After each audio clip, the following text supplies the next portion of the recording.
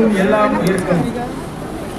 தமிழக வெற்றி கழகத்தினுடைய தலைவர் தளபதி அவர்களுடைய ஆணைக்கிணங்க பொதுச் செயலர் ஆனந்த் அவர்களுடைய வழிகாட்டுதலின்படி கன்னியாகுமரி மாவட்டத்தினுடைய கிழக்கு மாவட்ட செயலாளர் மரியாதைக்குரிய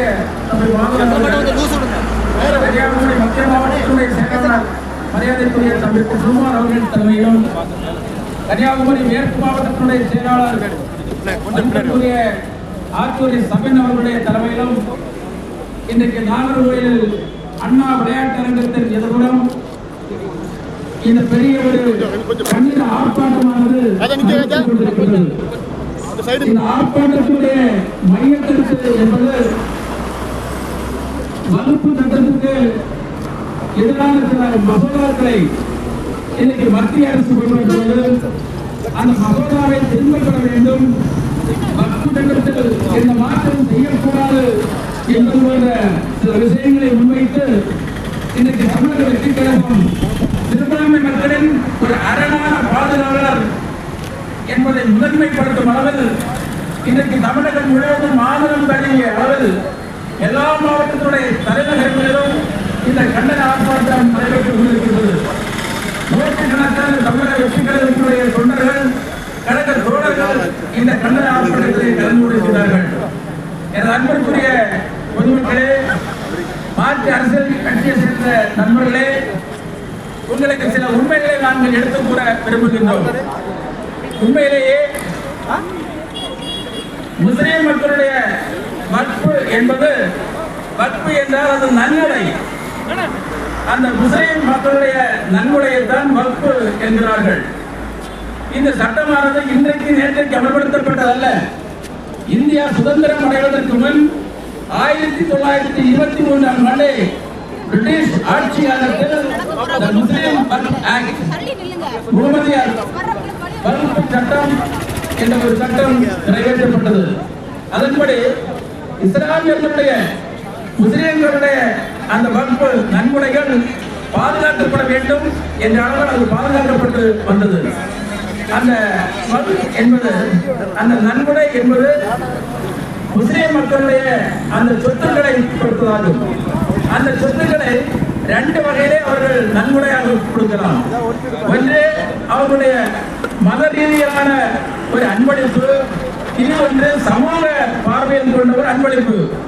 அந்த மத ரீதியிலான அன்பளிப்பு என்றால் அவர்களுடைய ஜுமாத்துகள், மசூதிகள் மற்றும் பள்ளிகள் கண்டு அவர்களுடைய அந்த உரிமைகளை, அவர்களுடைய அந்த மத உணர்வுகளை போற்றக்கூடிய வகையில் நடைபெற்றுக் கொண்டிருக்கின்றது. அவர்களுடைய சொத்துக்களை சமூக அளவில் அவர்கள் பயன்படுத்துகின்றார்கள் என்றால் பள்ளிகள், கல்லூரிகள் மற்றும் பலவித அரசு எந்திரங்கள் உட்பட அவர்களை நன்கொடையாக அறிவித்து அவர்கள் இன்று செயல்பட்டுக் கொண்டிருக்கின்றது. நமது இந்திய நாட்டிலே முகமதியர்கள், இஸ்லாமியர்கள் என்பது ஒரு சிறுபான்மை மக்கள். இவர்களெல்லாம் பாதுகாக்கப்பட வேண்டும். அவரவர்களுடைய மத உணர்வுகளை புண்படுத்தக்கூடாது என்பது இந்திய அரசியலமைப்பு சட்டத்தினுடைய ஒரு முக்கியமான அம்சம் என்பதை நாங்கள் புரிந்து கொள்ள வேண்டும். இன்றைக்கு மக்களிடையே நாம் எடுத்துக் கூற விளைவது இந்திய அரசியலமைப்பு சட்டம் சரத்து 26 என்று ஒன்று இருக்கின்றது.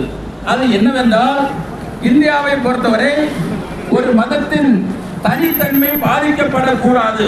ஏனென்றால் இன்னைக்கு அது முஸ்லிம்களாக இருந்தாலும் சரி, கிறிஸ்தவர்களாக இருந்தாலும் சரி, இந்துக்களாக இருந்தாலும் சரி, அவர்களுடைய மதங்களை வழிபடுவதிலும் போற்றுவதிலும் அதை புனரமைப்பதிலும் அவர்களுக்கு தனிப்பட்ட உரிமை உண்டு. அந்த உரிமையில் அரசு தலையிடக்கூடாது. அதுதான் இந்திய அரசியலமைப்பு சட்டத்தினுடைய சரத் 26 நன்சல். அதை இன்றைக்கு இந்த மத்திய அரசு எடுத்து மாற்றுவதற்காக முறைந்து கொண்டிருக்கின்றது. உண்மையில் சொல்ல போனால் 1923 பிறகு 1954 இந்த வக்ஃப் ஆக்ட் கொஞ்சம் மாற்றி அமைக்கப்பட்டது.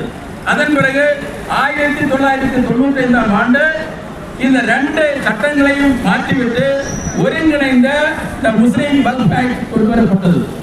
இதன்படி அந்த முஸ்லிம்களுடைய நன்கொடை சொத்துக்கள் முழுமையாக பாதுகாக்கப்பட வேண்டும், பராமரிக்கப்பட வேண்டும். அவர்களுடைய மத உணர்வுகளுக்கும் மத வழிபாட்டுகளுக்குமாக கொடுக்கப்படுகின்றது. அவர்களே அதை பேணிக் கொள்ள வேண்டும் என்பதனுடைய மரபு. அந்த சொத்துக்களுடைய கணக்கு வழக்குகள் எல்லாம் முழுக்க அது அந்த முஸ்லிம் அறக்கட்டளைக்கு உட்பட்டது. அதில் அடுத்தவர் தலைவர் என்பது அது அரசு சில மானியங்களையும் சில சீர்திருத்தங்களையும் கொண்டு வந்து அமைச்சது. உண்மையிலே அந்த சட்டத்துக்கு பிறகு 2013 கூட சில சொத்துக்களை அது வேறு விதமாக இருந்தால் அதை கைப்பற்ற வேண்டும் என்ற முறையில் அந்த சட்டம் நடைமுறைக்கு வந்து அமல்படுத்தப்பட்டது.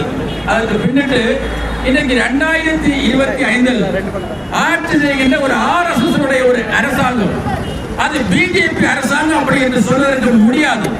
ஏனென்றால் இந்த மத்திய அரசு, இந்த ஒன்றிய அரசு எடுக்கக்கூடிய இந்த சட்டங்களும் அதனுடைய அந்த தீர்மானங்களும் எல்லாம் RSS என்ற அந்த ஒரு சங்கத்தினுடைய முடிவுதான் இந்த முடிவு.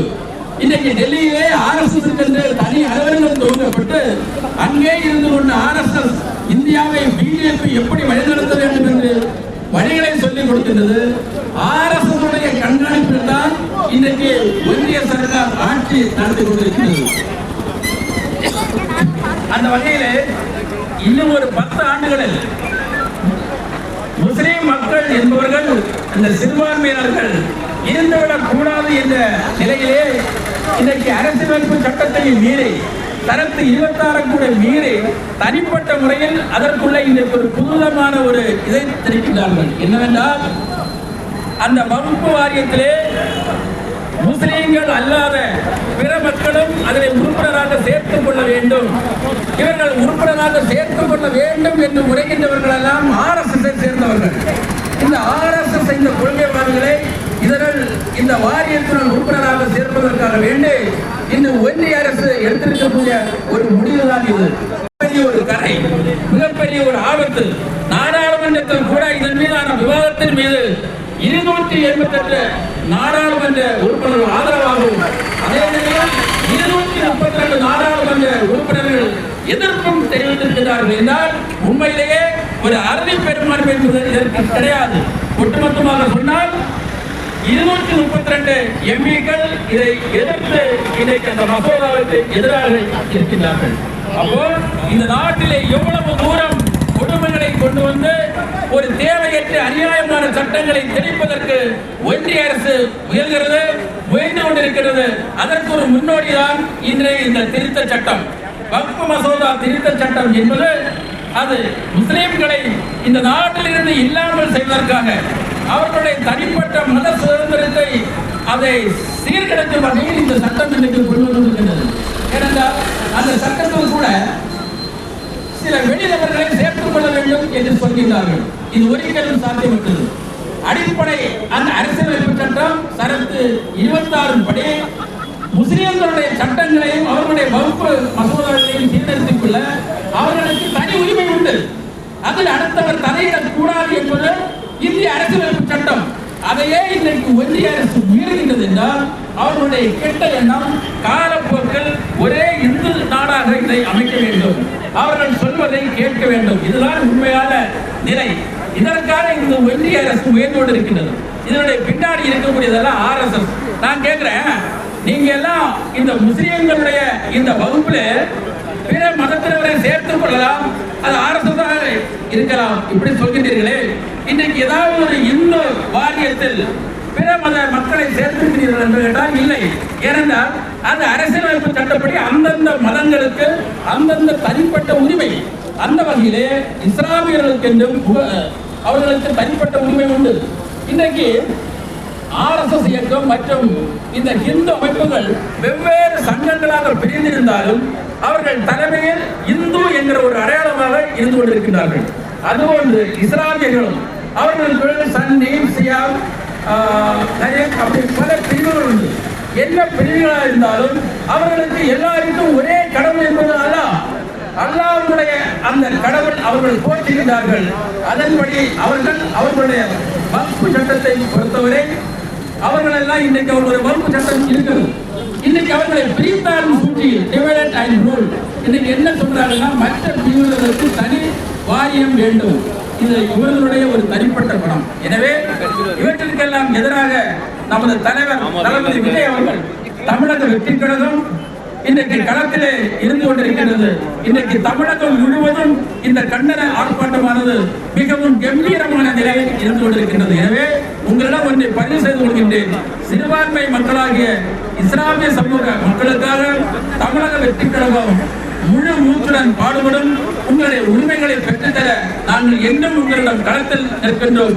நிச்சயம் இந்த மசோதாவை கொண்டு வந்த அமல்படுத்த தமிழக வெற்றி கழகம் எப்போதும் எதற்கும் இந்த நேரத்திலே பதிவு செய்து கொண்டு வாய்ப்பளித்தமைக்கு நன்றி கூறி விடைபெறுகிறேன்.